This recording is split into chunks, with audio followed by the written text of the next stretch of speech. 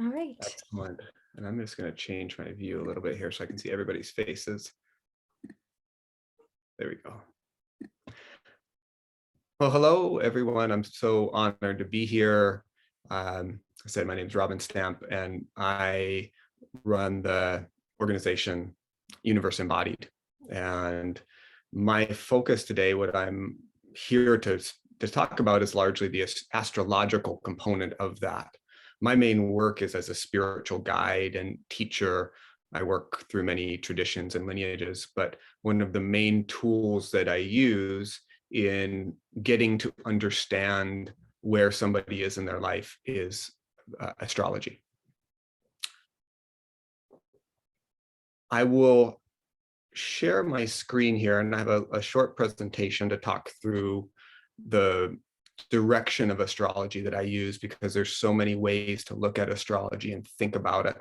And so there's a visual component, and then we'll get into some deeper questions on things like transformation in the mind, because my perspective is the nature of our existence is we're here to be revealed in greater and greater understanding of what we are. And so we can, however that frames into your understanding of the mind, that there's a greater self that is revealed, and that astrology helps us understand the path and the nuances and the power within that. Let's see. Okay. Everybody see that okay? We're all good? Beautiful. So in the beginning, in the tradition that I come from, is in the Indian tradition, and we'll talk about that in the zodiacs that we use, is that the energy of Ganesha is honored in the beginning. Ganesha is the universal mind and the structure that holds our ability to understand the flow of the cosmos. And so I'm just going to do a brief mantra and relax, and I'll talk just a little bit more about that.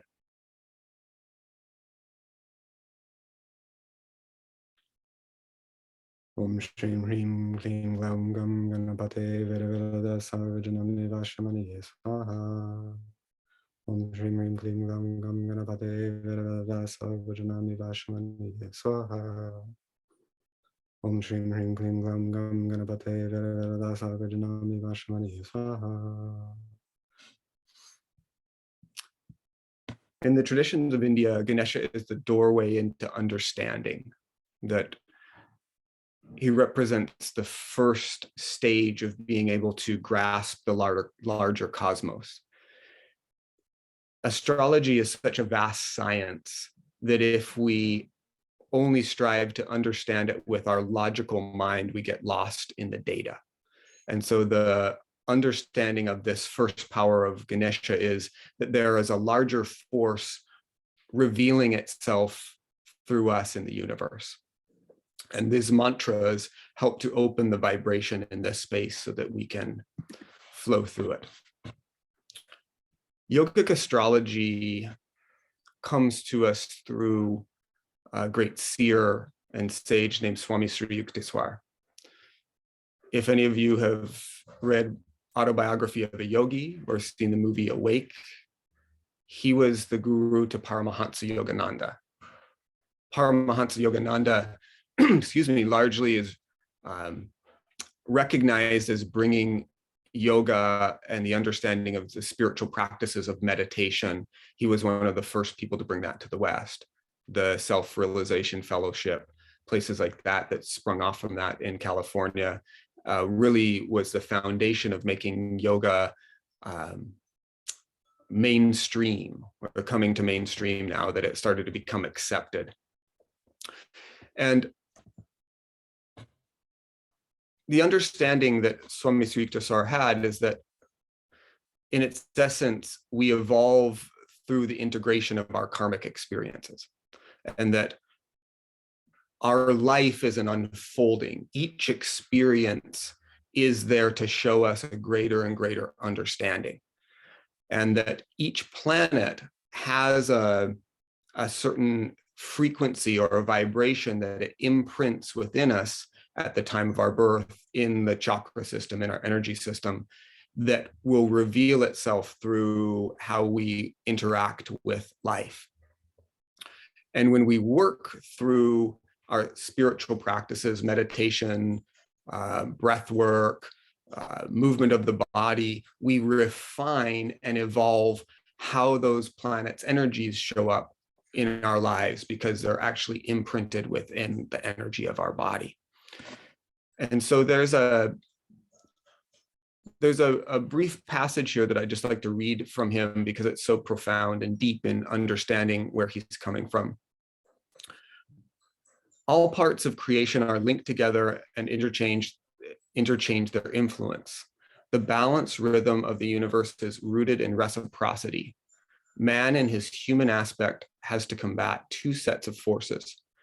First, the tumults within his being caused by the admixture of earth, water, fire, and air, ethereal elements. The second, the outer disintegrating powers of nature. So long as man struggles with his mortality, he is affected by the myriad mutations of heaven and earth. Astrology is the study of man's response to planetary stimuli. The stars have no conscious benevolence or animosity, they merely send forth positive and negative radiations. Of themselves, these do not help or harm humanity, but offer a lawful channel of the outward operation of this cause and effect equilibrium that each man has set in motion in the past. And what he's saying there is, he's talking about karma, right? Superstitious awe of astrology makes one an automaton, slavishly dependent on mechanical guidance. The wise man defeats his planets, which is to say his past, by transferring his allegiance from creation to creator. The more he realizes his unity with spirit, the less he can be dominated by matter. The soul is ever free. It is deathless because it is birthless. It cannot be regimented by stars. Man is a soul and has a body. When he properly places his sense of identity, he leaves behind all compulsive patterns. So long as he remains confused of his ordinary state of spiritual amnesia, he will know the subtle fetters of environmental law. I love to read that in the beginning because within that dense couple paragraphs is a profound understanding that if we are attached to ourselves as just matter, we will always be at the mercy of the movement of energy as it ebbs and flows through creation. As we understand ourselves more and more as spiritual beings, as I can use it in a scientific term, as in unity with all other energy sources, that we start to become less and less affected by the karmas of the planetary movements. And so this is a revolutionary way of thinking for many people, because they look at a birth chart and say, this is what's going to happen through your life. And that's possible if there's no transformation.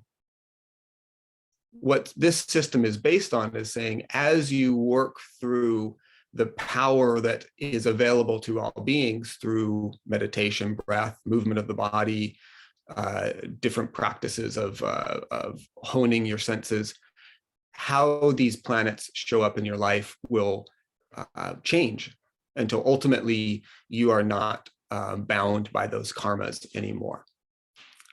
And so just to get a quick understanding of this word karma, because in the West it's used to mean punishment, right? We think of it as it's talked about almost as a retribution.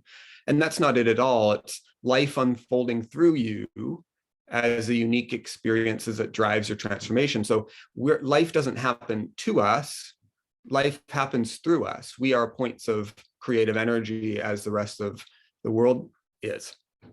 And in each moment, what we are experiencing, we have the opportunity to evolve in how we understand ourselves based off that experience. And that's really the foundational piece of understanding of the work that I do. Whatever is happening to you in life, it's showing you something. It's revealing something greater if you accept that that is happening. And as we grow in that way, we become less and less attached to our past patterns, our past impulses that often show up in the chart, right? So to understand this way of thinking, Swami Sri Yukteswar talked about the timing of consciousness, that our solar system, as it moves through space, moves us further away from and closer to what he called the Brahman point, or the point of consciousness in the universe. It's about a 24,000-year cycle, and it follows the precession of the equinox, that everything is moving in space. And as our solar system has moved, we come into further and then ultimately closer points of consciousness. And that's based off where the equinox falls. And so starting at about 700 BC, we moved into the furthest point away from that point of consciousness in the universe. And that cycle till about 1700 AD, we were in this time of supreme darkness. Coming out, we've just started to move out of that, starting in about the 1700s. And we're in a second age of understanding, where energy, atomic understanding comes online. And this, I'll talk more about this in the question phase.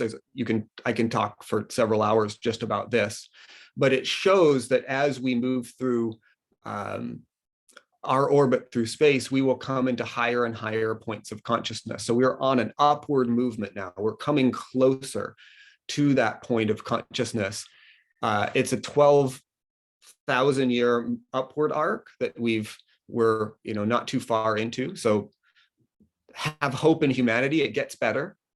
And through that, understanding is that human intelligence has been at its lowest capability through essentially all of recorded human history. If you think about those 2 points, 700 BC to about 1700, our understanding of law, a huge piece of our understanding of science up until recently, how we understand other humans was formed in that time of great darkness.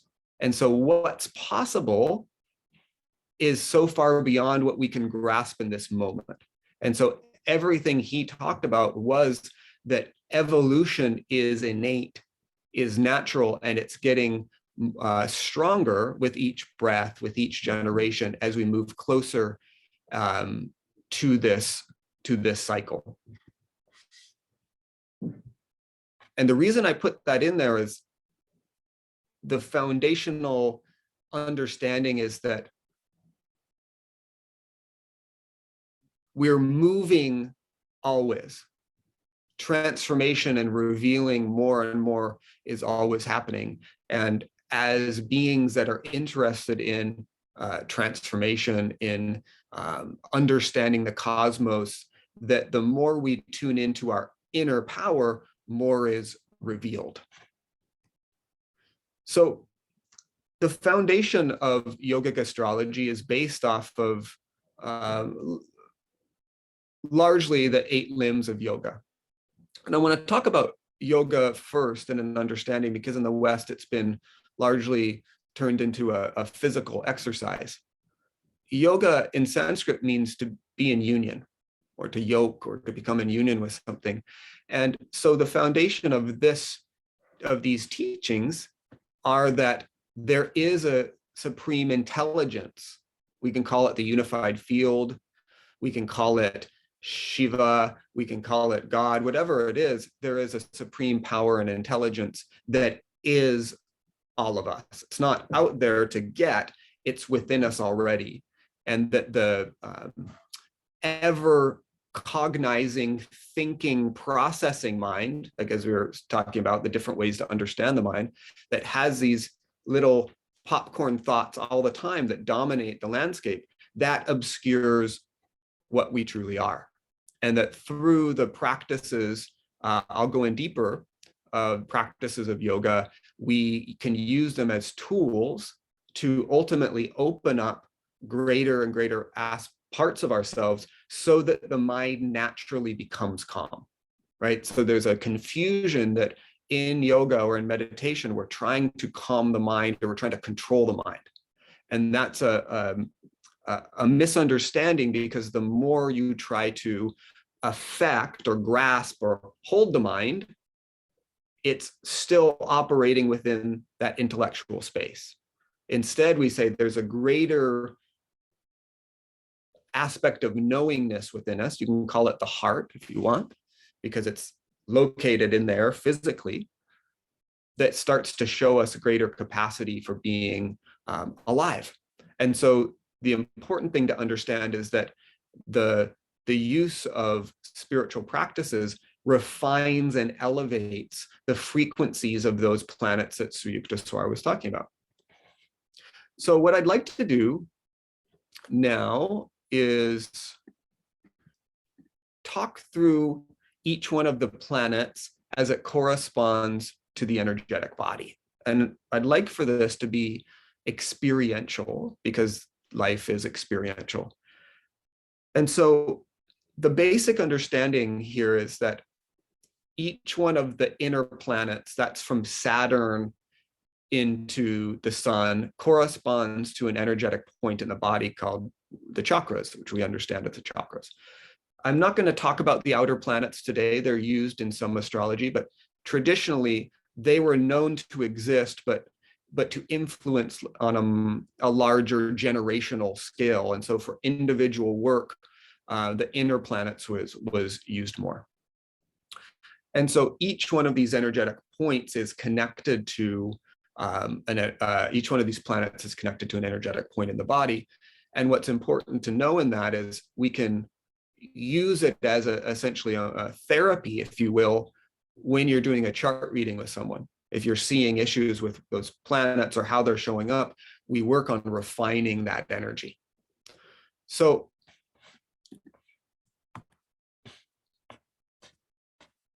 let's see. The first planet I want to talk about is Saturn, because we're starting at the furthest point out of the inner planets. And Saturn's energy is imprinted in the Muladhara, which is called the root chakra. Mula means root. And so I'd like everybody to just close their eyes for a moment.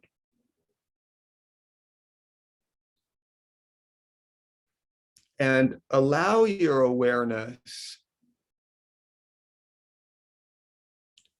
to come into the perineum in its connection to the tailbone. And just hold your awareness there for a moment as I'm talking about Saturn. In Yogic Astrology, in Jyotish, Sanskrit, Saturn is called Shani. And that's short for Shani Ascharya, the slow moving teacher, because of his slow plodding movement. But his imprint in the root chakra gives us the connection to the earth, to incarnation, to manifestation. And we can see that in the shadow aspects that come out and in the higher vibrational aspects. When we are grounded, when we're connected deep within our body, the energy of hard work, dedication, patience, duty, focus, structure, our ability to organize ourselves over time, to see a greater vision than just our immediate needs. That's the higher vibration of Saturn's manifestation. You can see that in in people's charts who have a high functioning, often work ethic, organizational ability, that you can see how Saturn's functioning at a higher level. And so in the root chakra, when we're embodied, those naturally come out more because we're interacting with life from a place of possibility, vision, that things are working, that there's a duty in life, there's a way to be. And when there is a less evolved vibration, let's call it, our relationship with life is challenged, we have often attachment issues, right? Because we're trying to grasp at the things that we think we want, the things that we think are going to make us feel okay. And that comes up, and we know this in astrology, we see the obstacles and the limitations, the delays, the misery, the sickness, fear, anxiety, depression, death, the negative, what Saturn is often maligned for. I think Saturn is the most misunderstood planet in astrology because he can bring the greatest gifts, because what actually brings ultimate fulfillment in this life is our ability to be with what is in total peace and equanimity, and Saturn brings that. And so the challenges that Saturn reveals show how people are disconnected from the reality of their existence. So I talk about Saturn and work with Saturn as the planet of truth. If you're out of connection with truth in your life, those attachments, limitations, delays, anxiety, stress, all those things will manifest more and more. And he's known to create gems through pressure. In astrology, we look at Saturn as the time lord, right? He gauges time based off the Saturn return cycle, right? Our movement out of childhood into middle age, into adulthood, into the second phase, more of a spiritual time. But there's also a time in yogic astrology where Saturn passes over the moon, the house before, of, and after the moon. And that time is a great time of revealing, refining, shedding those obstacles, because you're being forced often to grow and evolve. So Saturn's role in life is to show us where we're out of alignment. And we can see that in where he is, what is called in Sanskrit ucha here, his position of strength, which is in Libra. In Libra, there's a greater vision for humanity. There's a connection to people. There's a sense that there's a greater good for all people, that we live in a relational world. And we can see in his weakest point in Aries, his Nietzsche point, where if we operate only as an individualistic way of being, life continually puts obstacles in front of us. And so he's a great teacher and to be revered. And in the myths of India, Saturn is greatly revered and feared for the difficulty that he brings, but also for the great power of knowing. So how we work with Saturn's energy is through, in yoga, we call it the yamas, but we can talk about it in just the restriction of negative behavior. So if you're seeing somebody who's having many of those issues that we talked about, the first step is, where are you hurting yourself in your life? Where are the patterns of negative behavior that are continuing to reinforce the challenges? And so the first step in understanding yoga is there's ways that you need to move your energy to stop hurting yourself. And those are called the yamas. And they're kind of the restrictive, stop doing certain things. And that would be nonviolence, truthfulness, non-stealing, controlling your sexual energy, focusing on attachment. And so when I see somebody working with great Saturn energy, giving them a overview, an understanding of where these negative patterns are showing up and how they're creating feedback loops in their life, right? That starts to give them a sense that they have a grounded, foundational understanding of life. They can start to operate in the world. And so as we move through the chakras, as you hold awareness just in the perineum and the tailbone, notice how you feel a greater sense of grounding within your body.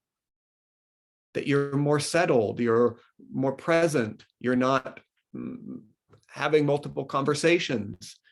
And so just the practice of rooting, of connecting to the root chakra is very important. And then every session I lead I lead the person on a meditation to actually experience these. So this isn't an abstract concept of, this ball of rock and gas that's hundreds of millions of kilometers away. This is energy that's inside of you.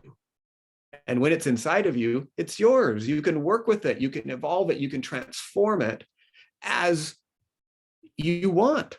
You put the energy into it. You put the work into it, and it transforms.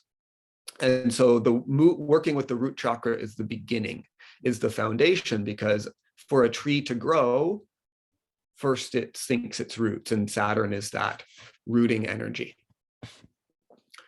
So now let your awareness move up, eyes closed if that's easier, rising up from the roots just about at the sacrum is what's called Swadhisthana, or the second chakra. And this is where we come into Jupiterian energy. And Jupiter, known as Guru in Sanskrit, or Brihaspati, named after great sages, is the energy of wisdom, right? Abundance. This is, for me, when I'm thinking of these energies in simple terms, Jupiter is a planet of expansion. And so we can see how expansion plays a role in somebody's life. And often expanding can have negative connotations, right? They can have positive. Jupiter, in my experience, I know a lot of people want to read Jupiter as just a positive influence. It's only going to bring good things. My experience is that Jupiter can bring quite challenging energy of being overextended, many things like that. And I'll talk about that a little bit more. But in the basic understanding of the second chakra, our connection here is to our reproductive organs. And what are we doing with our reproductive organs? We're expanding, we're experiencing pleasure, we're creating new life. That energy, my work with Tantra and Taoism works extensively with sexual energy to draw it in and use it as creative energy.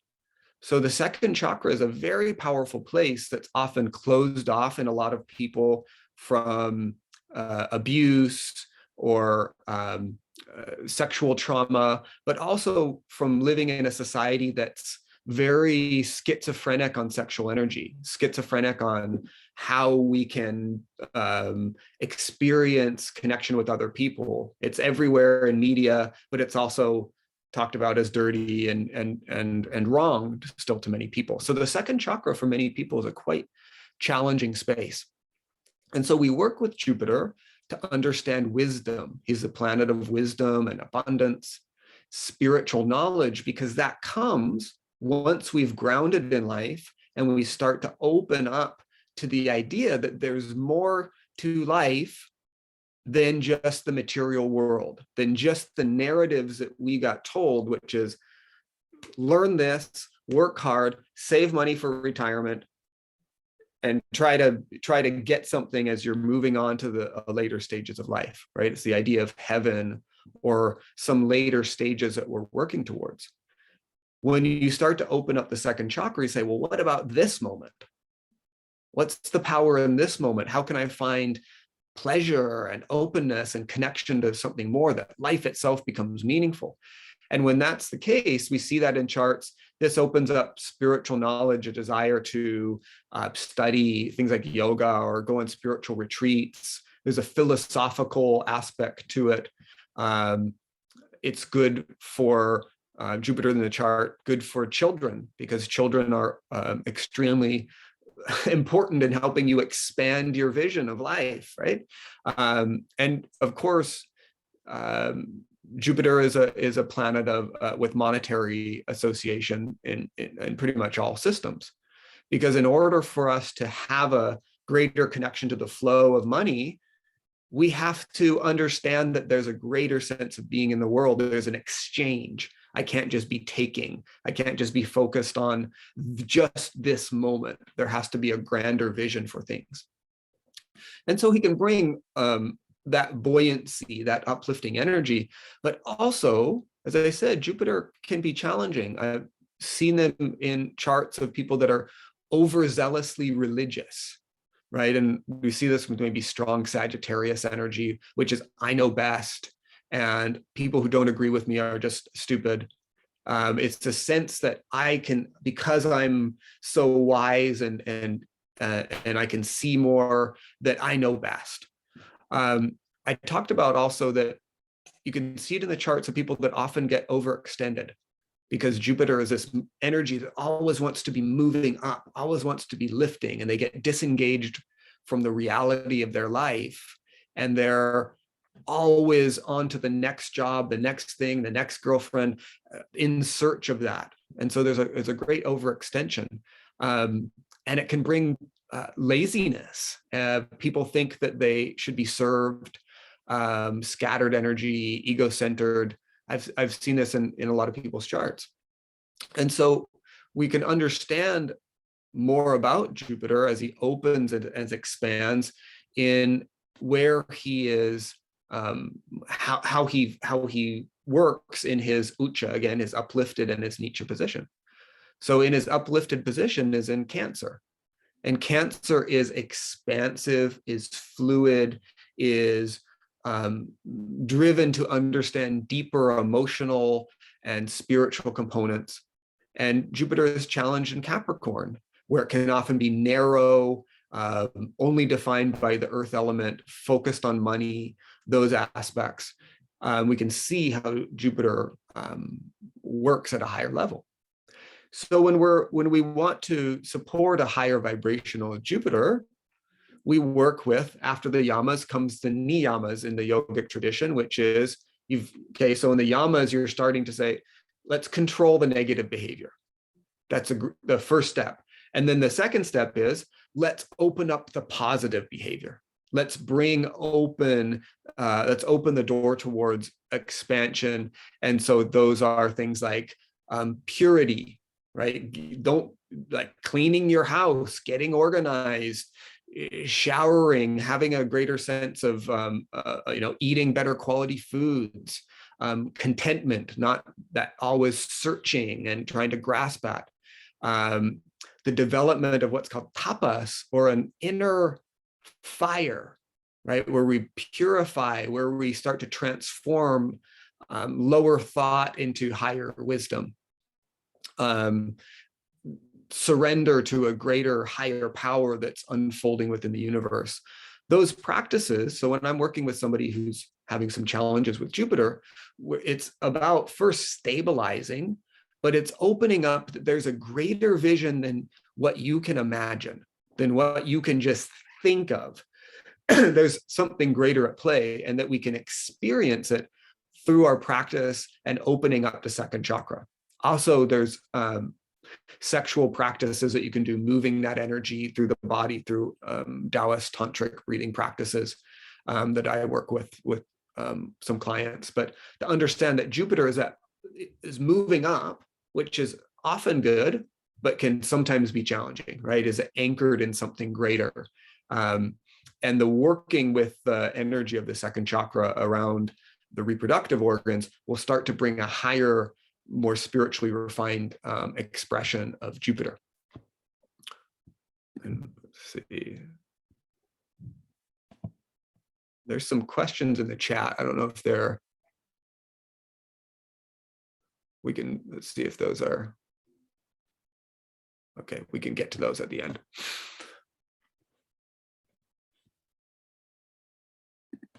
Okay, so as we're moving up the chakras, right, where we started with our roots, moved up into the second chakra in the sacrum area, reconnected to our reproductive organs. And now we move up into the upper belly, right, just below the solar plexus. This is Mars. And at the Manipura chakra, the third chakra, Mars is the warrior planet, right? He's our ability to direct our life force and give stamina, our energy to direct ourselves. I think of Mars as the planet of focus and intention. And so it's key to saying, can we direct ourselves in the world? Mars is often also a maligned planet because his negative aspects are so destructive. We've seen that over the past 2,000 human years, that war and greed have destroyed so many people's lives that Mars energy is so feared. But Mars is what allows us to live with direction. Can I focus on something? Can I work through it? Can I experience a breakthrough? And so it gives us vitality. When Mars is challenged in a chart, we see this often of people who have a difficult time keeping a steady flow, being connected to a steady flow of vitality. They might ebb and flow with health issues. And so Mars is very important for our health, for our inner vitality. It's connected to the bone marrow and the blood. And it gives us an ambition, and it talks about often that courage is in the heart, but my experience is courage is in the belly. Courage is in the third chakra. And when it's strong, when we open up at the belly, at the third chakra, it gives us the courage and confidence to direct ourselves towards something meaningful. Mars works best when it's single point focus, right? And this is why Mars energy is very difficult right now, because having a single point of focus is very, very difficult for most people. And so what often happens is the shadow side of Mars is expressed first, and that is, we all know this, aggression, right? Because Mars is, what do I think that I want? I'm going to go get it. And if I'm not connected to anything meaningful, I'm just going to follow whatever desire happens to float through my mind, and I'll use whatever means to go get it. So greed and recklessness, we see this in the charts of having excessive desire. So using people and sexual energy, highly militaristic. Mars is strong often in the charts of military, police, generals, athletes. And this idea that force can be used to achieve whatever end, right? If you deem something to be important, then force, violence is okay to obtain that. And so working with Mars is very, very important in life. For me, in my individual counseling practice, what I find is the third chakra, the belly, is often underdeveloped and weak in most people. And you can look at that in our posture. If your awareness is kind of just below the solar plexus, and you let it open and expand out a little bit, and watch what it does to your posture.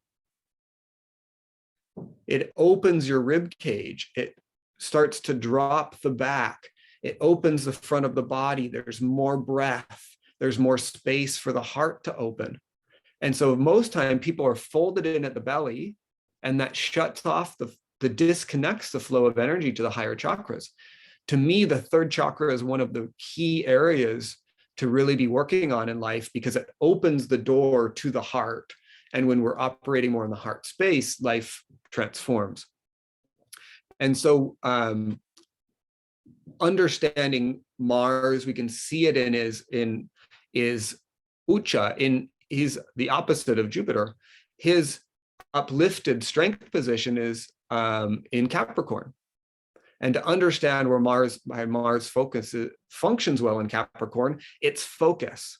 And so this is the sign of a CEO or somebody who can take their energy and direct it to meaningful things. It's like a conduit for all that Mars energy, and is challenged in the sign of Cancer. That fluidity, that ungroundedness, that ebbing and flowing motion of the moon is very challenging for Mars energy, because it gives it that stop start, or the health, the vitality, the focus comes in waves. And so understanding that about Mars, we can say, well, how do we support Mars? How do we support that belly and the third chakra? And the most important aspect, the way we start to work on this in the yogic aspect, would be, we'd call it yoga asana, right? The movement of the physical body with breath, with intention, with focus, that brings out the higher power of the physicality of Mars. But in a grander way, we can expand beyond this to say, if somebody's dealing with criticism, anger, inner heat issues, right? We see that in digestive issues. That means there's a lot of that Mars energy that's just sitting there. It's not being put to use. It's not being directed. It's go move your body, right? Go sweat, go direct yourself to something meaningful, because Mars has to move, has to be directed. And when it doesn't, it starts to burn up and agitate the container. And you can see that in people's lives who criticism, judgment, frustration is through everything, because that energy of focus and intention isn't directed. And so we can work with Mars, for me, is one of the most important planets, and the third chakra is one of the most important places to work. But it's also one of the clearest. You know, the earlier like spiritual practices and reducing the negative features in life, that takes some work often for some people. But when I say get focused, go move your body, people can go move their body usually pretty easily, you know, a little bit, right? And then as I was just sitting here and say, really feel your belly and let it open, breathe fully into the belly. Asana means posture. It's Sanskrit for posture. So it's also, how do you hold yourself physically in life? Are you folded in? Are you feeling weak? Are you collapsed in at the belly? As you breathe and open, there's an automatic response to strength and vitality and health. So Mars in the third chakra for me is very, very important part of the chart and part of people's lives that's often overlooked. People focus on the heart and the upper chakras, but you can't really move into the higher understanding of the self if these very clear spaces are blocked in the lower chakras. So the next planet we want to talk about, so moving up now, so we were past just below the solar plexus, we can just call it the belly. Now moving up into the heart. The heart chakra is ruled by the planet Venus. And Venus, like Jupiter, have the reputation of being planets that bring generally beneficial things in a chart, right? We look to Venus for love, and we look for Venus for the ability to play and have, you know, style and find fun in life. But what a lot of people don't realize is that Venus is actually a very spiritualizing, powerful planet, because for me, Venus is the planet of connection. And depending on the orientation, we can use that connection towards many things. Am I connected to people, like in Libra? Am I connected more to stuff and space in Taurus? But when we start to work with the lower chakras, and there's grounding, there's openness, there's a sense of positivity, that connective quality actually starts to see the points of connection in life. And you actually start to see that life itself is connection. The currency of it is relationships. If we believe or understand that life is a unified field, which I think most people are coming to now, then if everything is unified, the way we understand life is actually through connecting to the other points of that field. And Venus becomes a very important planet in the chart because it allows you to start to see life as connection, as relationship, that is meaning in every point of contact. Now, to get there, we have to raise the frequency of Venus, because it can be caught up in the kind of the physical things of life, the material form of luxury and stuff and good food. And don't get me wrong, those are all nice. I like, good meals and, all those things. But if that's the meaning of life, right, that's where all that connective energy is, then the heart often isn't functioning fully. You're not open to what's possible. And so when we're moving energy through the chakras, we start to open the heart, that we see that the connection to life is the most important aspect. For me, it's the reason we are in these forms, are to relate to other beings and understand them. And so the higher forms can be evolved, and then the lower forms of kind of indulgence, attachment, the stubbornness, those come out of being stuck in that lower form. So we work with Libra, or excuse me, we work with Venus through breath.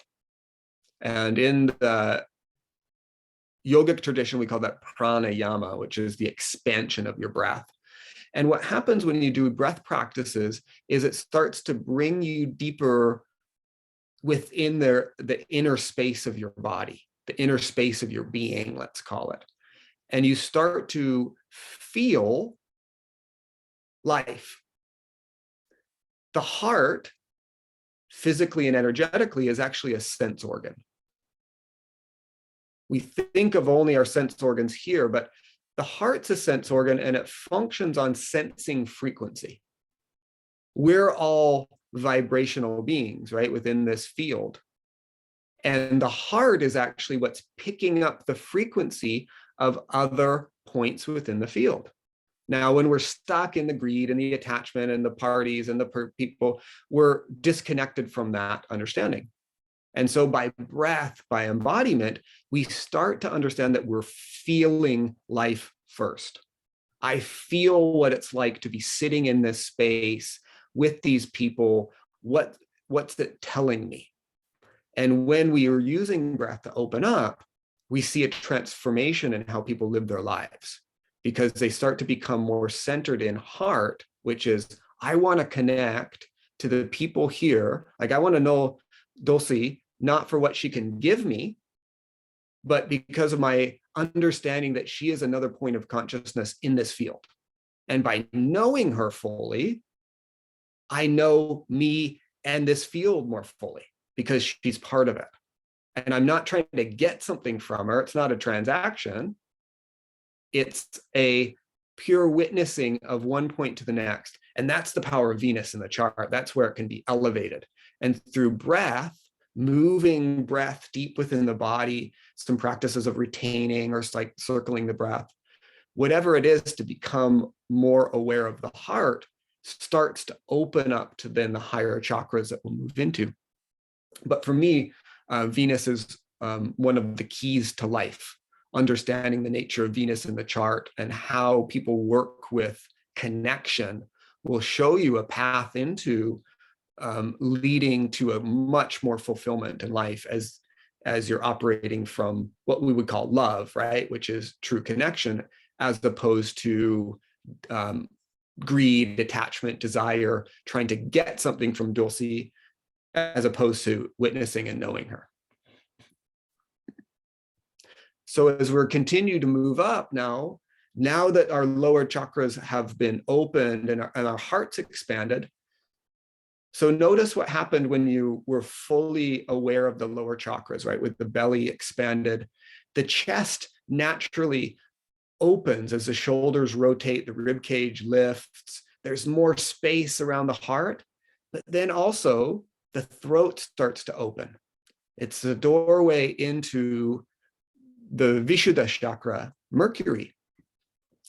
Mercury in this system is connected with our ability to communicate, speech, expression, but also it's the planet of the cognitive mind.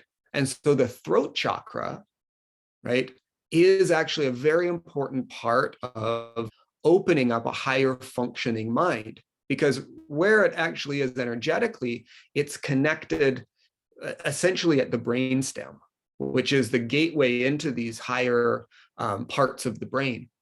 And so when we are purely driven through cognition, right, we're in our thinking, processing brain, we're completely shut off to any higher ability in life. And so as we work with the chakras, right, we've been working up and now we're in the throat chakra, we start to work with Mercury energy, the mind starts to calm down naturally. One, because we've connected to the heart, but also because we're connecting to the communication, the expression. For me in my work, very rarely do I meet somebody who doesn't have some challenges, some tightness, some difficulty in the throat chakra. And Mercury, as you know in the chart, is often in a challenged position because of its proximity to the sun. It's very frequently in a position of being partially obscured. In this system, we call it combustion, right? Where it's very, very close to the sun. And that affects many, many people's ability to speak freely, to communicate, but also to think freely, right? For the mind to be raised. And so when we were having, the conversation earlier about the mind, in the yogic tradition, the mind is, you think of it in a couple different ways. One is called the manas, or the thinking mind. It's cognition. It's, I'm Robin, this is a separate space, and my goal is to navigate this separate space to the best of my ability to get the most things and be safest, right? I'm going to operate in manas in that way because my mind is a computer that's organizing how I move through physical space, and it's going to tell me the best way to do that. When we work with the energy in the chakras and arising it, the mind starts to be elevated to what we call buddhi, or intelligence. And it tunes into the intelligence that is innate in all things, right? In that field that we're in. And so Buddha, actually the term Buddha, enlightened one, is the name for Mercury in Sanskrit, because as we raise the frequency of Mercury's energy, we move out of cognition and overthinking to discernment, discrimination, clarity, witnessing. And so when we see somebody's chart that has a lot of Mercury challenges, they're going to be flighty, ungrounded, right? Way overthinking. And what's going to happen is their life's going to be out of control. They're going to often make themselves sick, right? You can see that in Virgo type energy, where they're literally think themselves into sickness, or in Gemini, where they're unable to be stable. And so we work with Mercury through what we call pratyahara, which is the withdrawing of the senses, and dharana, which is concentration. So if you think about what Mercury in its lower vibration is trying to do, it's trying to think through life, and it's trying to gather data points constantly. And in the time that we're living in, that's really easy, right? The first thing many people do in a day is grab their phone and start looking at the data points in life that feed the mind. And so when we have a practice of drawing the senses in and having a single point of focus, one way to do that is something called candle gazing that many people do, where they have a single flame and they gaze until the mind wanders off, and then they bring it back, until the mind wanders off, and then they bring it back and bring it back. And this power of concentration, Mercury becomes this witness. And this practice bears out in Taoist practices and tantric practices, where you actually clear the mind out into the lower chakras. And the cognition flows out, the thinking mind, and what you're left with is the witness. And Mercury's higher functioning in the chart is as that witnessing, discerning, discriminating energy that is serving that higher being within the heart. Everybody with me? Am I going too deep, too fast? Excellent. I love talking to people who already speak my language. We can just jump right in. Okay, we're almost there. So we've been in the throat, right? And so allowing your awareness to rise into the medulla, where the top of the spine meets the base of the skull. You can feel that little indent at the back of your skull. In this system, there's two polarities. There's two parts to the sixth chakra. The lunar polarity is at the medulla here. And this is very important as we're moving energy up into the higher chakras. You think of the relationship to the sun and the moon. The sun is pure light, and the moon will then reflect it. And that is actually the experience as you start to work with the medulla point in meditation, is there's an opening here that then can allow you to actually reflect on the great light that is as the higher chakra opens. But let's talk about the moon as a planet for a moment. So it's a feminine polarity of the sixth chakra. So that feminine side isn't gender-based, but you could think of it as more of an inward aspect. And it's in the system, they talk about it as the higher mind. It's the receptive mind. It's connected to our emotional processing, our intuition, our ability, to be empathic, to see the greater connection. And of course, it's connected to the energy of mother, right? This is the energy of divine mother or divine femininity. And so when the moon is strong in somebody's chart, we see that, and there's a natural nurturing component. Not that they're going to always have children, but there's a sense that you can care for other people. And when it's challenged, we can see that there's often a sense of isolation, depression, phobias, fear. I see this in a lot of people's charts who had challenges with their mothers, right, at an early age. You can see that in the placement of the moon or in aspects on the moon. And they search out their whole life for security. They're looking always for security in all they're doing, because that initial feminine energy that is the first form of security, our connection to creative force, our connection to divine mother, is challenged. And so we work with this, right? We think of this as a planet of consciousness. It's our ability to tune in and receive higher vibration and understanding, right? That's the power of the sixth chakra. And so the meditation is working through a deep inner expansion, expanding our awareness within self. And so this is why it's important to understand that this is a complete system. When we're talking about the energy of the moon, that the lower chakras play an important role in how your ability to work with the higher mind will function. And so there's many people that are trying to meditate or just bring a lot of energy up to the higher chakras. And that often causes great challenges as you're more disconnected from life. What we're doing is grounding first, and then that energy will rise up, this chakra opens. And so when I'm working with somebody here, it's processing emotional energy, often energy with mother, security issues. And we do that through guided meditation that's bringing them into a deeper and deeper connection of inner space and trust and connection. Because that meditative energy, that power of the moon, if we have challenges with the moon, we'll perceive the world as difficult. as challenging, as scary, as unsafe. It doesn't matter what else is happening. Maybe you've seen this if you're looking at other people's charts. They'll have a lot of power in different places of life, but the moon has challenge, and their perception of life is that life is negative, no matter what else is happening. And so working with lunar energy is very important because it allows us to start to see peace and security and safety in life.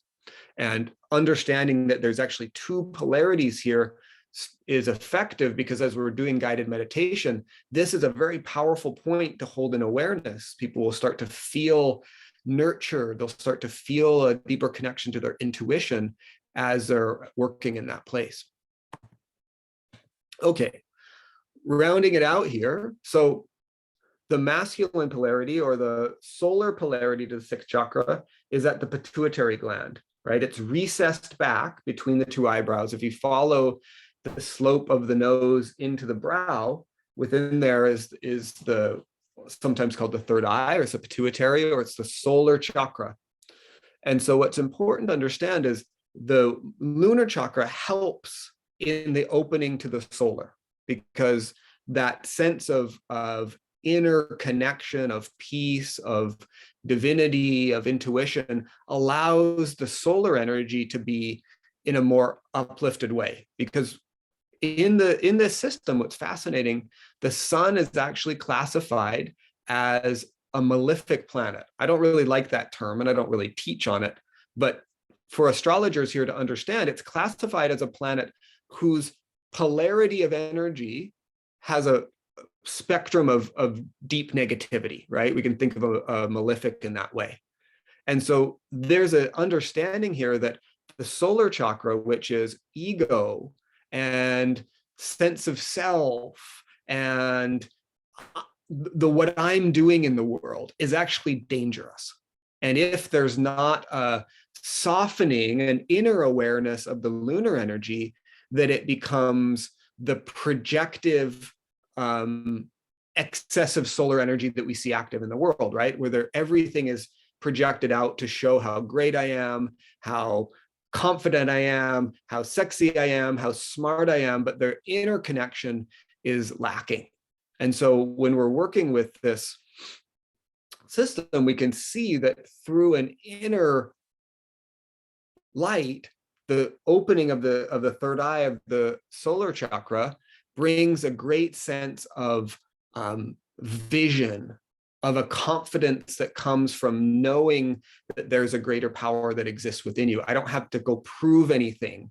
And we see a great transition in solar energy from people who are trying to go get and prove and be seen, right? I need to know that I'm and told how great I am, to people who are fantastic leaders and they step into authority because they have confidence, they have courage, because they have a deep sense of inner connection. So we work with the sun through that process of deep meditation, of opening the lunar chakra actually to come into the solar, to feeling that balance of masculine and feminine.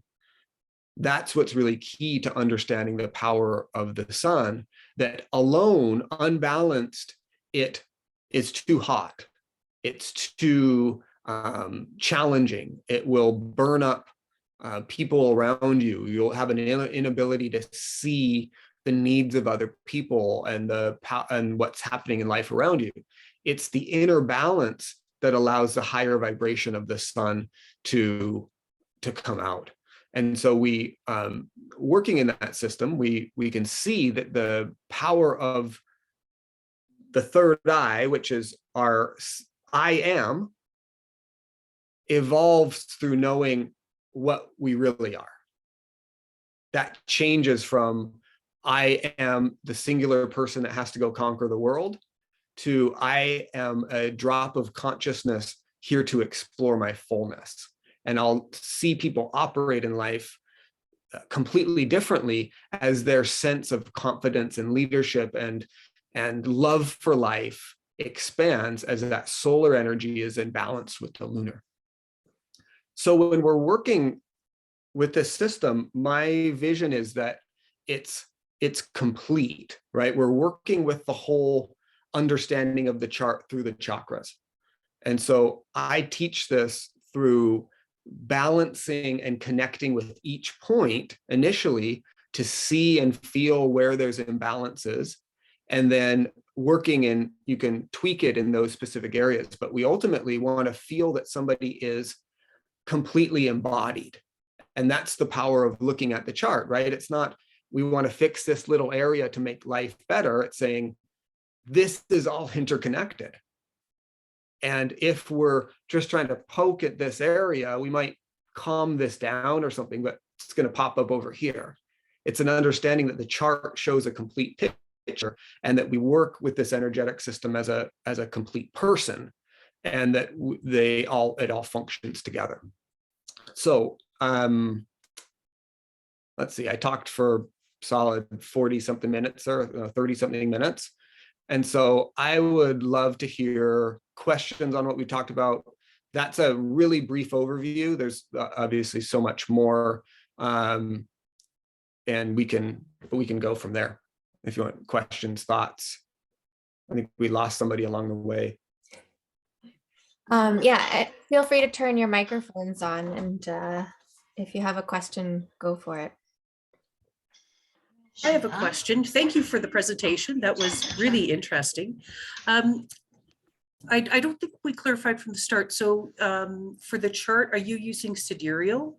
Oh yeah, thank you for the clarification. Yeah, I am. Yeah, so I was trained initially in classical Jyotish, which is the astrology of India. They use the sidereal zodiac. Follows the precession of the equinox. I don't think I need to explain that more to this group. But my first teacher was more of a classical Jyotish teacher, and I found the foundation interesting, but the application not interesting. It was focused on mundane things, and my interest has always been expansion, evolution, and transformation. What's really possible for us as beings in these lives. And so yogic astrology, as it was taught to me, is focused on that understanding. But yes, the foundations through the sidereal. Thank you for the clarification. I have a couple of questions about just the practical side of all of this. So I'm very curious what a session with you would look like. And you talked about meditation a lot. Like, what kind of exercises would you use for each chakra? So the first session I do with each person that comes to me would be probably closely called a chart reading at some level. It's evolved more and more, but my main work as a counselor. I started doing chart readings, and what I found is that most people want to keep it creates more questions. And so my practice very quickly became counseling, guided meditation, supporting people through what they're seeing. So the first session, I talk about the chart. Here's what I'm seeing generally, looking at the ascendant, the sun, moon. And then for me, everything is relational. And so it's, well, how, if I see an example would be a sun that's in, the 10th house, very career oriented, but the moon is in a creative place, like the 3rd house or the 5th house, there's a deeper meaning. We can see that there's a potential incongruence, right? That they're all directed outward to work, but there's an inner dissatisfaction. There's an inner feeling of lack. And so how do you bring those two together? How do you allow this lunar energy that needs to be expressed, or else you're going to be a very unhappy person in this lifetime? How do you have it work with the solar energy so you're feeling that there's one expression? And so that could be, for the example of if it's, maybe in the 3rd house, we would start with some, artistic practices. How do you open up a creative lens within your life? Or if in the 5th house, a meditation practice. And so I work with meditation in many specific ways. In the first session, I do an actual chakra planet meditation, and it's deeper. It's close your eyes and we're working through it. And how does it feel to be connecting with Saturn in the root chakra? And in that space, we can both feel it. And I can look at it in the chart and say, maybe Saturn's, in Capricorn, and that person's going to be, really grounded and strong there, but there's, maybe challenges somewhere else. And so I'll guide that meditation and so that they start to feel, oh, this isn't an external thing. This to me is the most important point. Most people think of astrology as an external thing. These planets are doing something to me, and I don't know how. They're imprinted within your energetic body, which is a part of you.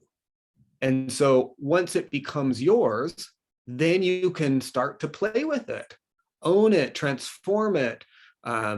Everything for me, the planets all operate on a spectrum.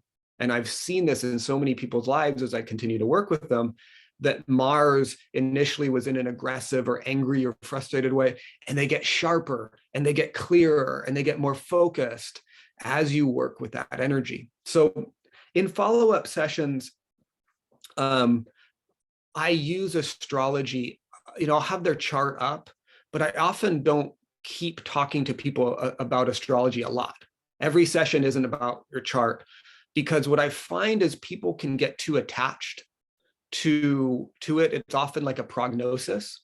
If I'm talking about a moon in Virgo and I'm like, okay, well, this is some of the things that you might experience around it, that forever they're holding this idea that moon Virgo means this and it's going to show up like this. And I'm saying, no, that's how it is today. We work with this energy in a specific way. You work with Virgonian energy and that transforms. And so most of my sessions are more counseling based, unpacking what's happening in life, and then doing specific guided practices around it. So for each one of the planets, the chakras, there's very specific things we can work with it. As I said, Saturn is root chakra. Stop hurting yourself. Get into truth. Get into reality. You may want life to be a different way. You might be upset with what it is. You got to get clear with reality. You're here. You're in this life. You're in this body. What are you doing that's preventing from you being in reality with your life? And it's, all kinds of things you can do. And so once you start to ground, then you can start to have a different relationship with your life, with reality, with Saturn energy. With second chakra Jupiter energy, it's starting to, maybe we think of it as purifying that energy, right? Am I taking it from somebody who's, overstretched and scattered, and, I'm kind of spiritual and philosophical, and so it's all good, and I can, kind of spiritually whitewash everything that I'm doing as, it's all God. And to say, no, you have to purify it. You have to ground it in real practice. In Mars, we're moving the physical body, we're aligning our energy, those types of practices, and working with the breath and the heart. For me, it's pretty fluid in a session. I work with, I generally see people more in an ongoing way. I very rarely do a one-off session. Most people want to continue in a counseling capacity, and that's really turned into my foundation of my practice. Is 95% people are there on a twice a month, once a month, some people once a week for some time, more intensive, that sort of ongoing counseling practice. That's more what it's evolved into. But my foundation, has always been with astrology. And my wife jokes, she kind of works in this space too, that astrology is my front. Like I put up there and people are like, oh, astrologer, I like that. And then I get them in there like, oh, we're going this way. Don't worry. You just hang on. We're going to go way over here. And generally works for most people, and we have a lot of fun. But I'm not talking about astrology all the time. It's a powerful tool for me, but I want to be careful that people don't get rigidly set in that understanding. That goes against everything I'm about.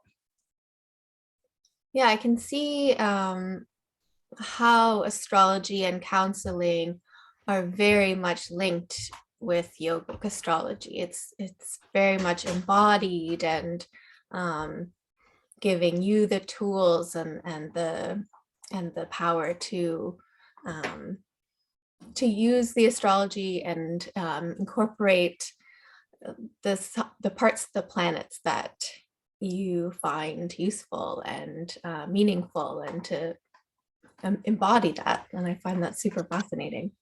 Yeah, and that's really why I called my work Universe Embodied, that it's really here. Like, you think it's out there, no, it's here. And the more you work with that, you start to experience yourself as embodied. You start to experience yourself as more vast, more open, more there, that there's a deep inner space that exists. And when you operate from that space, the external world transforms. Mm-hmm. Does anybody else have questions? Yes. Yeah, I had a question. Thanks, Robin. That was Hi, Andrea. great. Yeah, I'm glad you're here. Yeah, me too. What was the planet that corresponds to the crown chakra? Or is there one? No, that's so here at the crown chakra is what we call our Drupada Shanta, right? It's this point where in Tantra and yoga, this is where the soul enters the body, right? Jiva comes into this point. So the power of working with the chakras is when we've opened the flow of energy upward in a grounded way, that the crown opens and that energy then is received.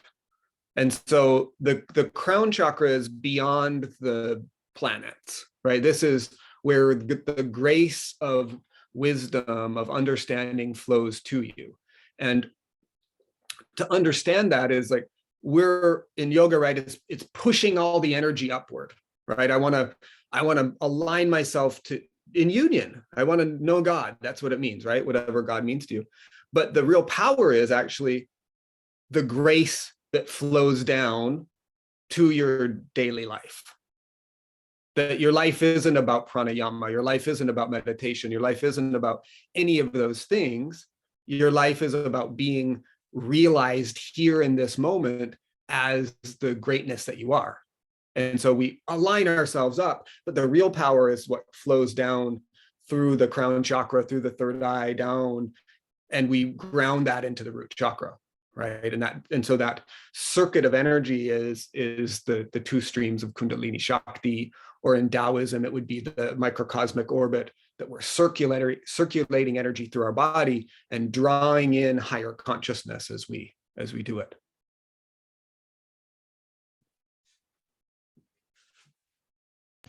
Thank you. That makes sense. I had another question, if I may. Please, I'm here all night. Okay. The other day you told me there's a book by Robert Svoboda, for the others, called The Greatness of Saturn. And you said, don't read it, put it down. And I'm halfway through it and I didn't ask you why. So well, I'll ask you now. I love Robert Svoboda. First off, I've got to connect with him, and I used to go to a lot of the Ayurveda conferences, and my background's in Ayurveda as well. And so I really love and respect Robert Svoboda a lot. What I find is that Saturn is greatly maligned. And that book is really scary for a lot of people. It's like the stories of how Saturn messed up a bunch of people's lives. And then ultimately at the end, they kind of get this gift, but the stories are horrible and they bring a lot of fear into people's lives. And what I find is Saturn isn't something to be feared, something to be deeply understood. And the challenge with Saturn is most people don't have a relationship with truth. Their life is oriented towards delusion. What do I think should be happening in this moment? What do I want? Who should be giving me something? Why is this not fair? And so if you have a poor relationship with truth, Saturn is going to be challenging in your life, because he's going to get you to truth eventually. And so what I always say is like the old cop movies, like, you want to go the easy way or the hard way? Like, you're going to get to truth. You're here having a session. You're here experiencing difficulty in your life. You're here with some spiritual awakening. If you're disconnected from truth, your life's going to be a disaster. And so the more you understand that, by experiencing life grounded within your being. We're not trying to get somewhere. We're not trying to get to heaven. We're not trying to get to enlightenment. We're not trying to get to retirement. We're not trying to get to the weekend. We're not trying to get to the happy hour. We're here grounded now in the reality of this moment and this experience. Your life becomes amazing. And so I said, put that book down, because I think for most people, it just tells a scary story. And the conclusion of it, yeah, it's like, well, you have to be in tune with, with these higher aspects of Saturn. But for most people, I don't find that book shows a pathway to that. It's more scary story. And then but don't worry, you'll get it at the end. Well, how? And what do I do today?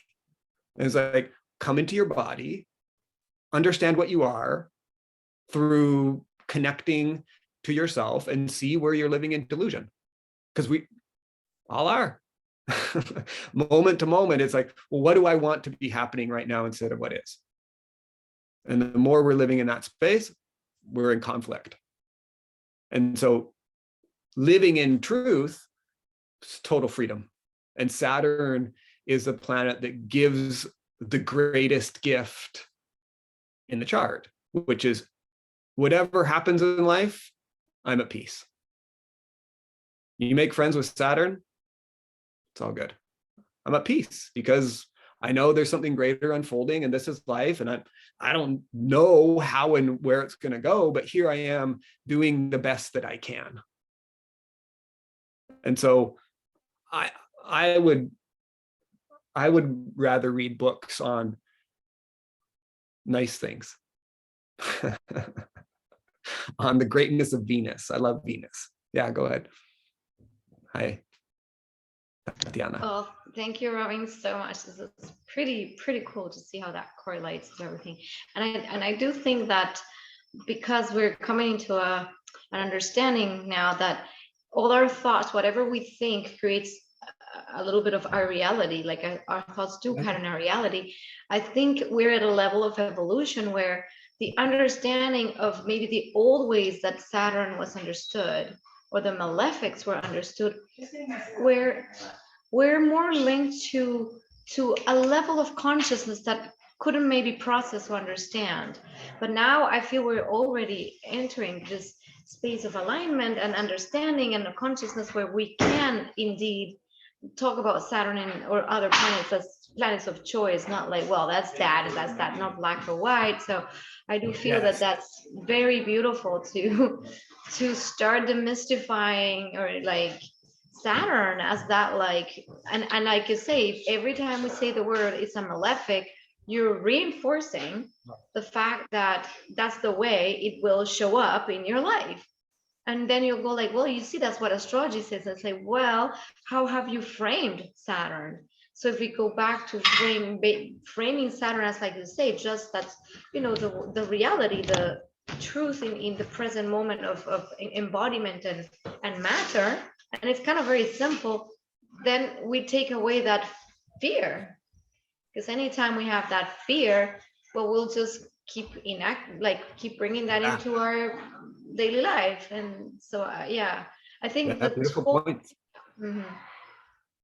The whole terminology. Sorry, go ahead, please continue. It's just that's a reflection that I had, that I think it's very valuable, and I really appreciate the way you are bringing these more the ancient astrology, or that can have those connotations, into a very healing space that I hope many people can get to understand as well, and how it can connect truly to that transformation. Like, even when you say like anything can be, you said something very powerful. It's like when anything can be transformed if you don't attach even to its inherent meaning when you look at your chart.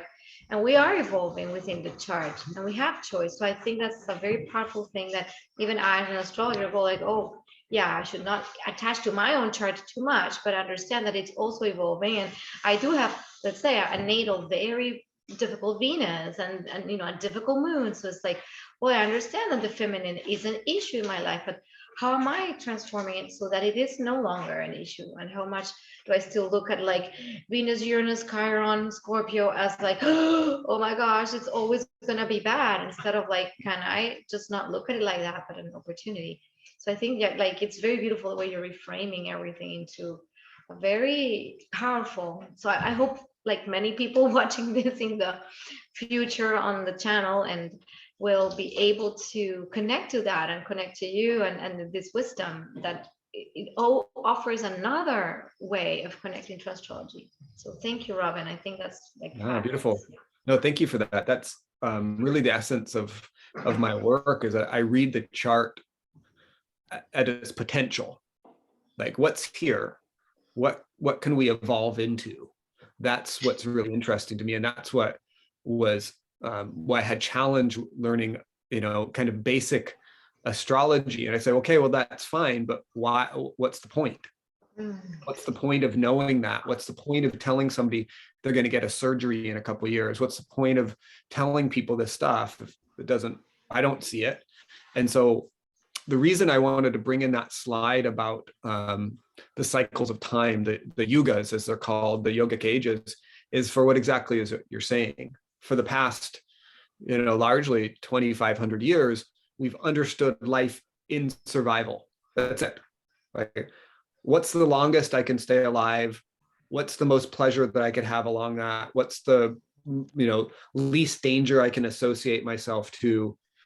And even though we've kind of moved out of that way, in a lot of ways, we still think that way, right? We still think and largely operate in survivalism. And we're seeing that shift, I think, right now, as people are looking at work and life and all these things differently. They're saying, well, why am I going to work for 40 hours a week to buy a bunch of shit that I don't even care about? Like, that's an old pattern of thinking. That's survivalism, right? And so as we evolve into higher ages of consciousness, which we're doing currently, that yes, how we've understood the function of Mars and Saturn, right, as malefics, are going to change. Because if we're not operating in survivalism way of being, military aggression and anger and greed and needing to take from you changes, right? And so that function of how we've thought about Mars energy will evolve into that technical, focused, transformative, warrior. That energy is coming. We're seeing that more as there's a kind of a revolution in men right now of saying, what does embodied higher forms of masculinity look like, right? And seeing that coming online. So absolutely, really great points that you're making. And I'm super happy to be here sharing this with you. This is a deep passion of mine. I never set out to be an astrologer or do counseling as work, but it just starts to happen, and I do it more and connect with more people, and more people contact me, and then it's just become my full-time gig. So I love it. I'm super blessed to be here and know all of you, but to have beautiful people sit in front of me all day and get to talk to them and share with them and witness, right? And this is what I'm saying, witness transformation. Like, watch their lives open up as they orient themselves to a self, right? A deeper sense of being. More and more, their life changes. It's not like you need to go fix your marriage and go do this thing. It's here, and you connect with your spouse completely differently. And so it's incredible for me. I have another question. Do you use Rahu and Ketu? Considering... I do. And so thank you for bringing that up. They're actually, I hesitated at what level to talk tonight. I didn't know who was going to be here. And so I wanted to focus on the chakra system. We'll just have you back again. Yeah, no, Rahu and Ketu are actually super important. They actually function along the nadis, the two main nadis of Ida and Pingala nadi in the subtle body. That's the so Ketu. The way I work with Ketu is the deep-seated power that you come into this body with. It reflects connection to past life, strength. You can see kind of where power comes to you. and I'll look at the sign it's in and the dispositor, and we can see where there's a strength already, potentially. We'll use that word strength. But also that if you only operate in that K2 space, there's a level of dissatisfaction in life. And so Rahu shows us where expansion is opening for you. And so looking at the sign and the dispositor of Rahu gives us this balance. So for me, I work with Rahu and Ketu as essentially as polarities of the same energy. So some people have a little bit more of an internal gaze. Some people have more of an external gaze, depending on where Rahu and Ketu are functioning. And so I work with them in balance. So if you have strong Ketu, it's developing an expanded proprioception, right? What's my body in space and time? Building relationships, connecting with people, growing in that space, so that my inner isn't just, I'm not just like introverted, I'm not just cut off. I have an inner connection, but it's connected to this outside experience. And then likewise, people that have more of a outer Rahu type energy, it's how do you ground in the core of your being so that that Rahu energy that wants to push on the boundaries of life, you're rooted in something. Because if you have no center and strong Rahu, it'll drag you all over the place. Oh, I want this. Oh, I'm gonna go this. This looks good. And so that center core that Ketu brings, that inner gaze, that inner focus, the spiritual eye that Ketu can bring, is the antidote for excessive Rahu energy, right? Establish a core, and then your expansion can go infinitely, right? You can move out from a center infinitely. And so linking those two as essentially polarities for me is really helpful in working with them and sharing them with people I'm reading the chart for. But no, I find them incredibly interesting. I just didn't know how to quite where I wanted to fold it into this conversation. So thanks for bringing that up. Any other questions from anybody? I think I had one last question for myself. And this is more just out of curiosity. So you talked about how you pay attention to where the planets are in the chart, what house, what sign. Are you bringing in aspects that they are making, or potentially transits that are going on at that time? And how would you incorporate that? Yeah, great. Yeah, absolutely. So I started today with kind of a basic foundational understanding, right? All these energies are imprinted within the energetic body. And when we look at them separately, we can start to see, idea about them. But it's not until their interaction with each other that we understand the real power and complexity of life, right? Nobody just has the moon with no other aspects of their body operating, right? It's all relative. How the moon references the sun, how the other planets are playing. So absolutely, for me, when I was talking about Venus, the understanding of connection is truly important for me to understand astrology. And what's interesting in the myths of India, the two great gurus, the great teachers, were Jupiter and Venus. And Jupiter was the teacher to more of the ethereal beings. He was about doing the right practices, having the right rituals, where Venus was actually the teacher to them, like the Titans, you would think of them. They're powerful beings, but they had some demonic presence as well, or some, they call them the Asuras, not demons from the Christian sense. And so he was a little bit more like tantric. She was a little bit more tantric. They're all classified as male in the kind of the Hindu pantheon because it was dominated by men. But the feminine energy of Venus is this tantric, connective understanding to life, that Venus is a very powerful spiritualizing presence in the chart because it allows you to actually make the connections. There's a lot of people that do the meditation and do the practice, and I'm doing this and they get really kind of rigid and closed to that. It's the Venus energy that says, this is all a play. And you understand it more and more by the more connections you can make. And so the relationship within the chart for me is it. You have to understand the basic energies of the planets, but it's how they play together shows you how your life plays. Like nobody's one-dimensional, nobody's, a diagram. It's how do these all relate? So yeah, aspects, yes, transits to some extent.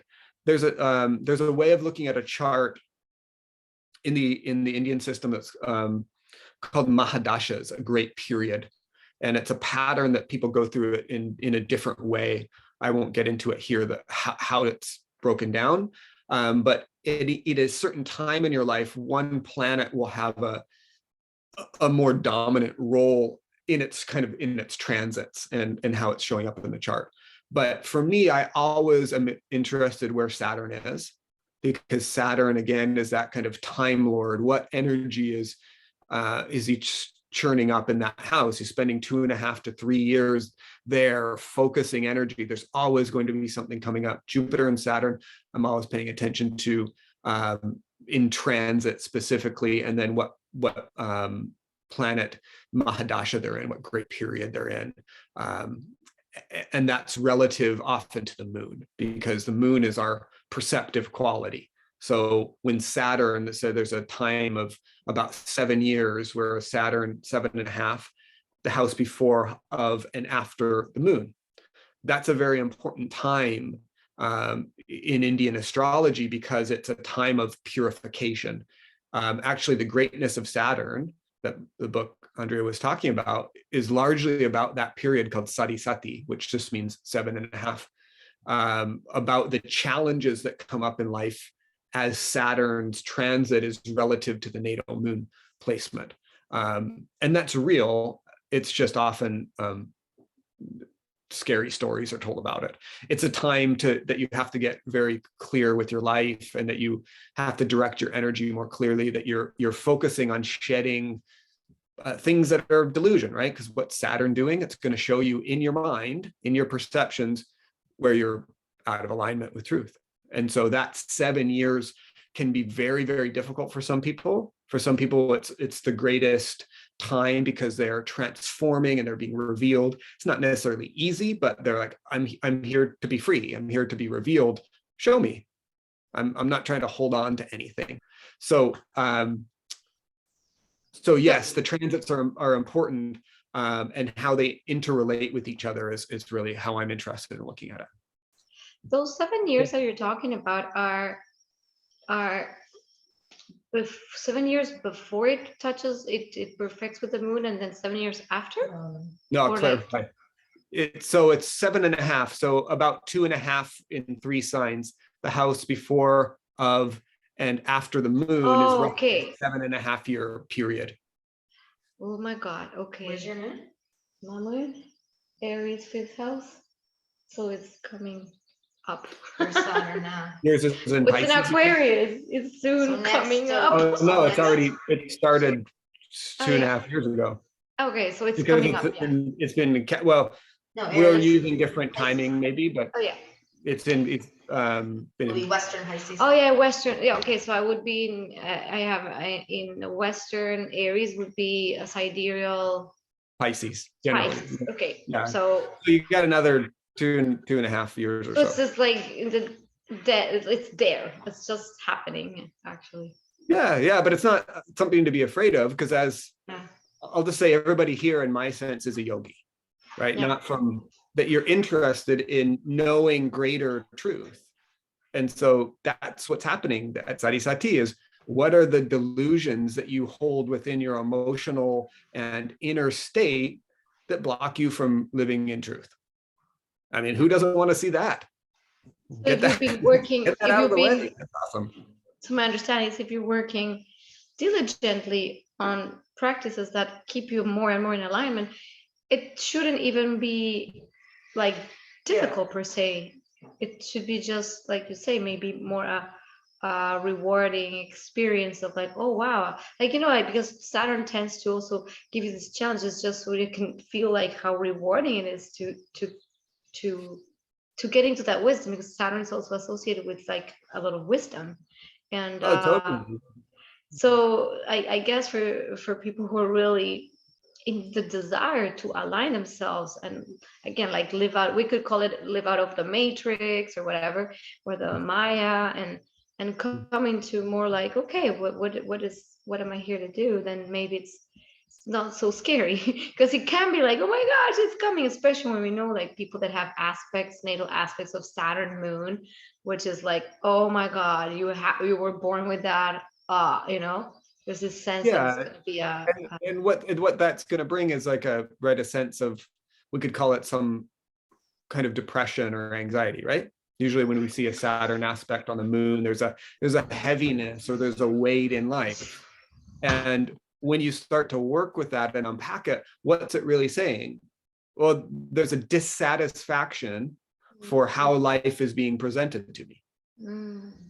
That doesn't mean you're wrong, because for most people, life's pretty shitty. Like, get up, work a job you don't like try to find some time of enjoyment through maybe a TV program and do that for like 40 years. Yeah, no thanks. And so it's not that they're wrong. It's just that they're feeling a deeper reality. So for me, when I'm working with that, you know, the aspect of Saturn to the moon, it's, hey, you're already in the game of spirituality. Like, you're already here. You get it. This doesn't feel right. And it's affecting your whole being. Like, you can't get out of bed because you get that this feels so wrong. Awesome. That's the first step towards transformation, is like feeling how shitty it is. And so Saturn and the moon's connection, like, you work with Saturn, get real, get grounded, organize your life. Like, yeah, if you're lying in bed and you're going to be depressed.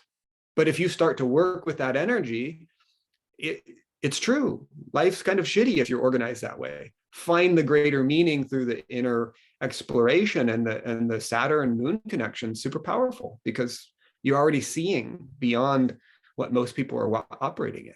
And so, yeah, so when Saturn comes around to the natal moon, don't worry about it. You're like, okay, this is a time to really direct my energy, get clear, focus, like cut out the, you know, where is my energy leaks, right? Where do I do stuff out of the expectations of other people? Where do I do things out of old patterns?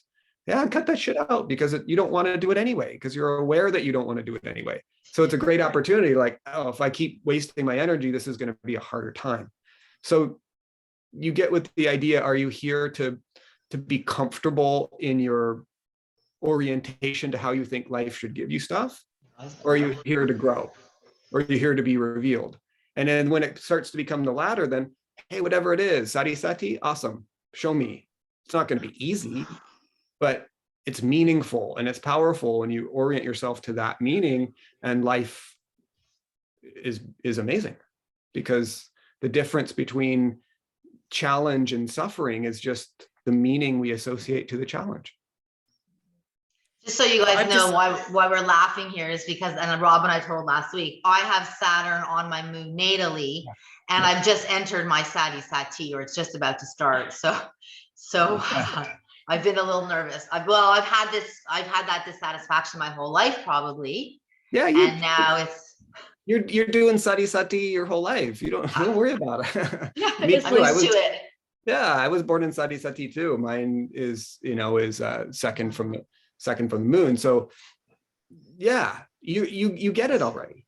There's nothing to worry about. It's saying, what's my opportunity now? What's going to be shown to me? Where am I purifying? Where am I releasing new energy? Yeah.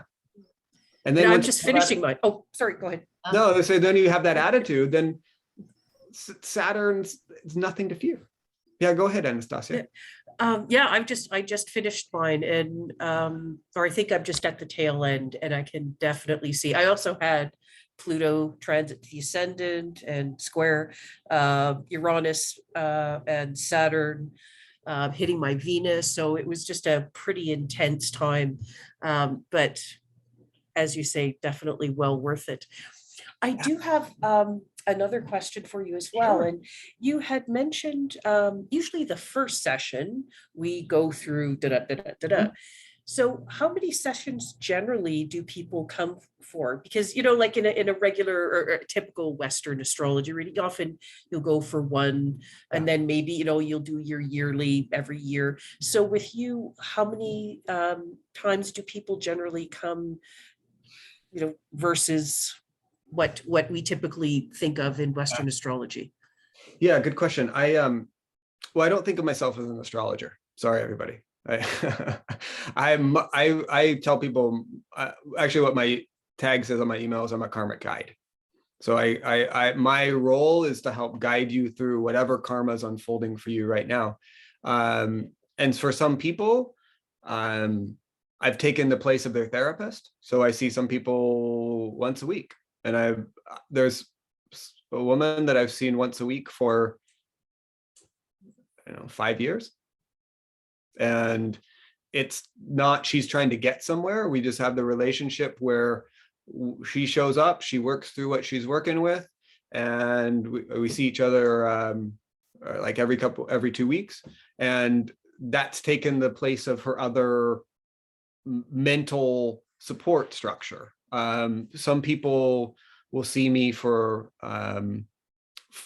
3 or 4 sessions after. I usually sell my follow-up, my spiritual guidance sessions in 4-packs, because I find we can go deeper into a real understanding of how to change, how to reorient yourself to a different perspective.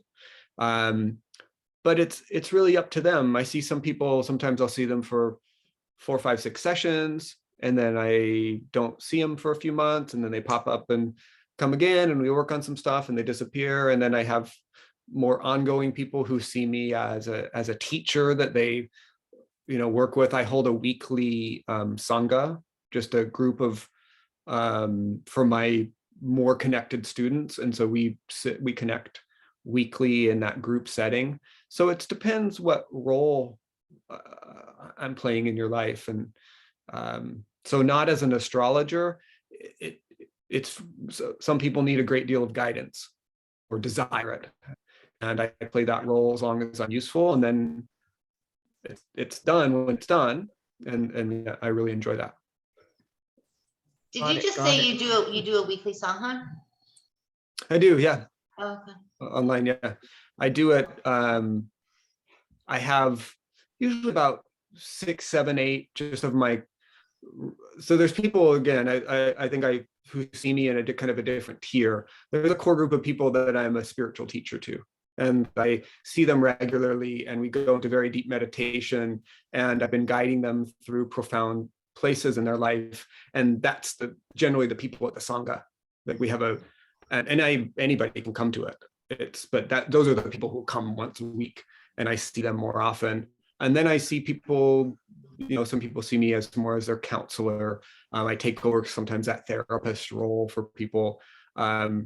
So it's usually those core people that are coming to the sangha. But I hold it just a once a week. What I wanted to do during the pandemic, when it started, I was kind of flirting with this idea for a while, is how to create community. You guys know that, is how to create a community coming from this place that everything that we do matters, right? Inspired by the understanding of interbeing, and even a small little online community is meaningful in the greater world. And so I just started doing that as a space where people who work with me separately can start to see each other, and then they talk, and some of them become friends, and to build a community where it's not me speaking, like it's not where I get on my spiritual soapbox and tell everybody how it is. It's a place where people are, I'll speak my fair share, but everybody's talking and they're sharing what's going on in their life. And I found it really helpful to a lot of people, because instead of seeing, spiritual transformation can seem like a separate place. Like I'm going through a lot of things that many people don't understand, and I feel disconnected from the mainstream.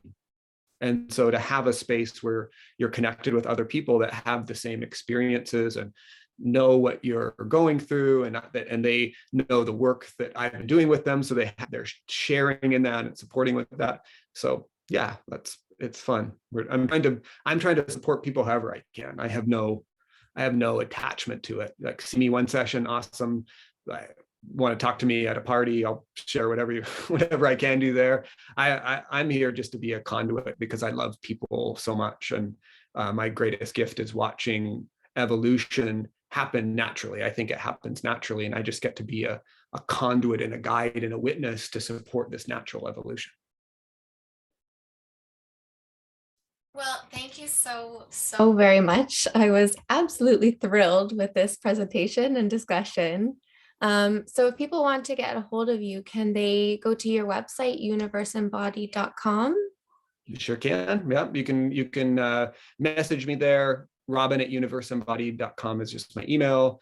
Yeah, you can book right through the website, or you can email me. I'm always happy to chat about expectations or things like that. But I love people, so please reach out if anybody has questions or thoughts and wants to go deeper. Wonderful. Well, thank you again so much for this presentation. I know clearly everyone has very much enjoyed it. So we do hope to have you back again. This was fantastic. Wonderful. We'll reach out independently, and looking forward to hearing what you all are doing, and love being part of the community. I'm new to the island-ish, 2 years, but 2 years was when I couldn't leave my house, apparently. So I know, yeah. You got to be about 25 years on the island before you're considered an islander. What's that? At least I said you got to be on there about 25 years, as I recall, when I lived in Victoria. That then you can start to call yourself an islander. No, I'm definitely a newbie. I know almost nobody, but I love it here, and super happy to meet beautiful people. And so, yeah, let's connect more, chat more. If people want to come to the Sangha or do sessions, or I'm always building workshops, stuff like that too. So.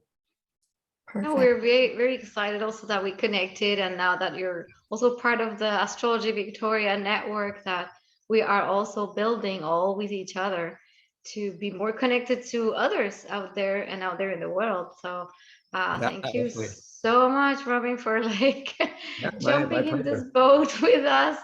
And hopefully that will expand more, and welcome to the island. So that will expand more. You guys do this once a month, right?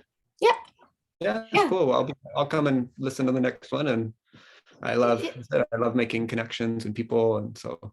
So we have the speakers that we invite every month, and then we also have our astro chats, which are informal chats where we also get to connect, talk about a topic, discuss it from different angles, how people are living that in their lives, and again, a platform or a space where people can connect. So so anybody still watching this can always join Astrology Victoria.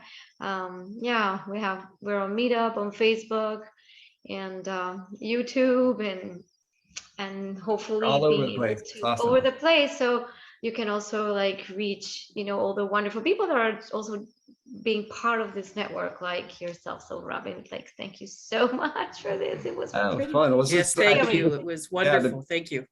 Yeah, my pleasure. The beginning of the conversation, right? It's always the beginning for me. There's so much more to be understood. All right, beautiful. All right. Thank you so much, Robin. Thank you. Thank you. Good night. Good night. Good night.